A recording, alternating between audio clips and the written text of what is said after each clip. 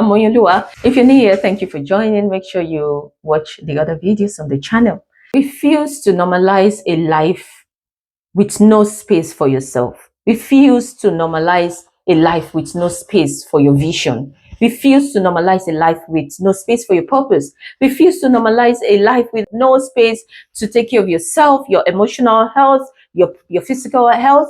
Refuse to normalize a life with no space for your mental well-being, for your physical health, for your physical well-being, right? Refuse to normalize a life without space for yourself. I was speaking to someone recently and she said, oh, I'd love to go to the gym. This is for those who love to go to the gym. Some people like to exercise in the house. And then I don't have time to go to the gym, but you have Saturday and Sunday off. From Monday to Friday, I know you're working, but then you leave home around 6 a.m. And so you must have been up from like 5:30, and you have time to go invest in another person's vision, right? To work somewhere. I do understand that you're getting paid for that, but you make out time to do all that. How much more investing in your own dreams, investing in your own vision, investing in your own health? So if you do want to go to the gym, I had to tell her, if you do want to go to the gym on Saturday or Sunday, if you have someone, which you do have someone who stays with the kids, go to the gym an hour, 2 hours, make time. If it is a priority for you, you will make time to do it.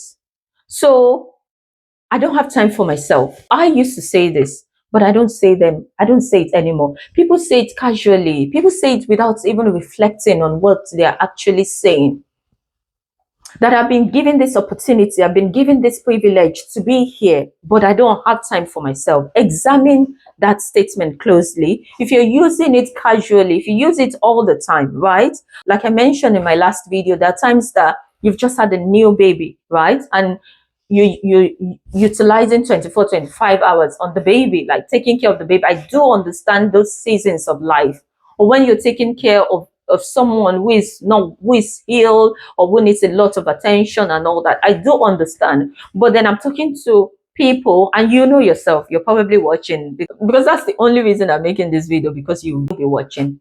I'm talking to people who, this is your way out. This is what you use to get away with everything. This is what you use to delay your dreams, and you don't even know it. This is your escape route. This is how you escape. Because I used to say this, so I know all this trick. And why won't you make out time for yourself? But we have time to spend on Facebook, hours scrolling through. We have time to stay on the phone, 2 hours, 3 hours, saying things that are irrelevant to our vision, to our purpose, to our life, right? Because there's a cost to saying this repeatedly. Unknowingly, we say that sometimes to give ourselves permission to delay our dreams. Sometimes indefinite delay of dreams. Sometimes you say it, I don't have time for growth. That's what you're saying. I'm reading this book. Oh, I don't have time to read. That's what I'm reading now. Then I said, you're delaying your growth. You can't keep doing the same thing over and over and expect a different outcome. What you input, you will output. Sometimes you are using it to postpone your growth, until things settle. You're using it to shrink your vision. You're using it to keep your potentials buried. I don't have time. You say that I don't have time. I can't sharpen my skills. That's what you're saying.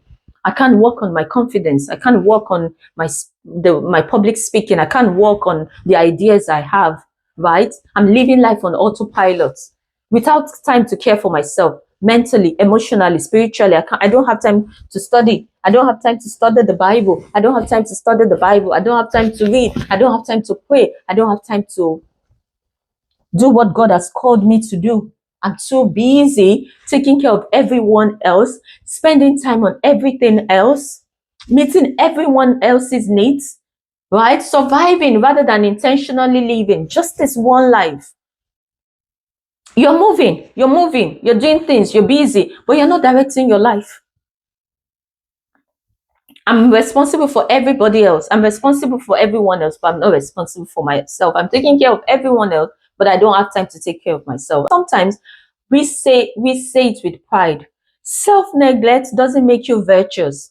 Self-neglect doesn't make you virtuous. It makes you depleted. It makes you resentful. It makes you less creative. It makes you You're unavailable. You're physically drained. Even to yourself, you're emotionally unavailable. And it's creeping in bit by bit through whether you're postponing self-care, whether you're, if you're over 40 and you're in the UK, do your physical health check. Do your physical health check, right? And I don't have I don't have time for myself. I don't have time for myself, like I shared in my other video, but you're distracted. You have so much time you're spending on things that will never add value to you. So irrelevant, so useless. Hours on Facebook, hours here and there, scrolling through. You can't even remember what you saw yesterday, what you're seeing now. You can't get a good night's sleep. So you're then able to wake up refreshed, or you're able to wake up to pray in the middle of the night because you are on social media. You're not creating, you're just consuming. Distraction is stealing your time. Distraction is stealing your vision. Distraction is stealing your purpose. And I said it's not free. You're still paying. The currency you're using to pay for distraction is time. And time did not magically disappear somewhere. You spent it. It was spent by you. It was just spent on useless things. It was just spent on things that will never add value to you. And what you consistently spend time on will eventually shape your life, will eventually shape your future, will eventually shape what you see tomorrow. It is what you spent time on yesterday that you're reaping the fruits from, or fruits of today. So the question is not whether you have the time or not. The question is, what am I prioritizing? Or reflecting, what am I spending my time on? What have I been spending my time on? So refuse to normalize a life with no space for yourself. So do not make "I do not have time for myself" your slogan or your philosophy or your identity, right? Don't make it like a badge of honor. The reason some of us, not everyone, the reason some of us don't have time for ourselves is because we spend all our time on distraction. We are majoring on the minor, and time is the most expensive currency you own. It's gone. If it's gone, you can't reclaim it. It can't be refunded back to you, right? So choose clarity, choose intentional living. Don't be in survival mode all the time. Create space, even in small ways, even in little ways, because of your growth, because of your health, because of your purpose, because of your vision, because of your dream. You are not created just to survive. Create time as well to begin to enjoy life in any little way you can. You were created to grow. You were created to improve, to reflect, to heal, to dream, to evolve. Create time for that. Say it after me. I refuse to normalize a life with no space for myself. I will not make busyness my identity. I'm always busy, so I can't go for my checkup.